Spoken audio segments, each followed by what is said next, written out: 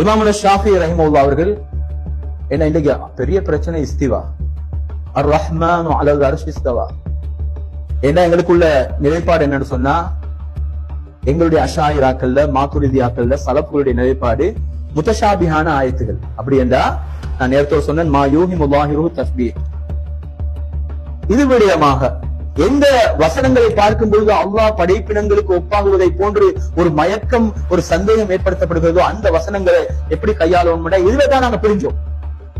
முஅ்தஸிலாக்கள் என்று, அஹ்லு சுன்னத் வல் ஜமாஅத் என்று, முஜஸ்ஸிமாக்கள் ஹஷ்மியாக்கள் என்று பிரிஞ்சது இந்த தலையங்கத்துல தான். முஜஸ்ஸிமாக்கள் என்ன செஞ்சாங்க, அல்லாஹ்க்கு எதெல்லாம் தகுதி இல்லாததோ, அல்லாஹ்வுடைய அந்தஸ்துக்கு, அல்லாஹ்வுடைய ராத்துக்கு, அல்லாஹ்வுடைய கண்ணியத்துக்கு பொருத்தமில்லாத பண்புகளை இஸ்பாத் பண்ணினார்கள்.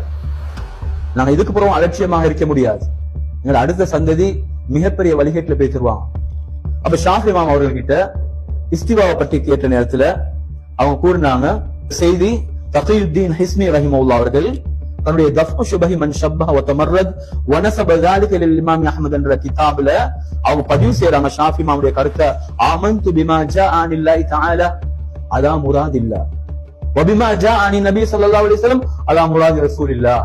தஃப்சீர் செய்யறதுக்கு தஃப்சீர் இருக்குது, ஒவ்வொரு லஃப்லுக்கும் பொருள் இருக்குது. ஆனா இந்த மாதிரி இடங்கள் வரும்பொழுதுதான் அலா முராதில்லாஹ் அலா முராதி ரசூலில்லாஹ்னு சொல்றாங்க. ஏன் மானவ சொல்லிட்டு போயிருமே இஸ்தவாண்ட அல்லாஹ் அர்ஷின் மீது உட்கார்ந்தான் சொல்லல. ஜலசேன்னு சொல்றது கஷ்டமா? அலா வஸ்தகர்ரன்னு வஹாபிகள் சொல்றாங்களே, இந்த தர்ஜமத்துல் குர்ஆன் முழு மதரசாக்களையும் பள்ளிவாசல்களையும் இருக்குது.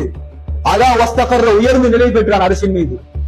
பச்சை வழிகள் தான் இன்றைக்கு எல்லா மதரசாக்களையும், எங்கட மதரசா கூட போந்துட்டு பிள்ளைகள் சொல்லி வச்சுக்க. ஏன்னா ஏதோ அதிகமாக கிஃப்டாக வந்து சேர்ந்துட்டு.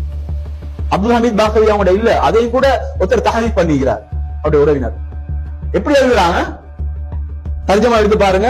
அல்லாஹ் அரிஷின் மீது உயர்ந்து நிலை பெற்றான். அலா வஸ்தகர்.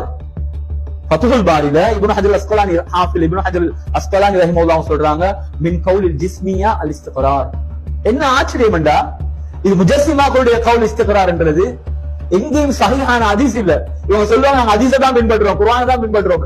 ஒரு சஹீஹான ஹதீஸை காட்டுறேன்னா அன்றைக்கு நாங்க மாவடி பள்ளி விஷயமாக 6 வஹாபிகளோடு உட்கார்ந்து இலங்கையில கலைசரந்தன் சொல்லியதா மிகப்பெரிய பிரபலமான வஹாபிகள் கலாநிதி எல்லாம் இருந்தாங்க.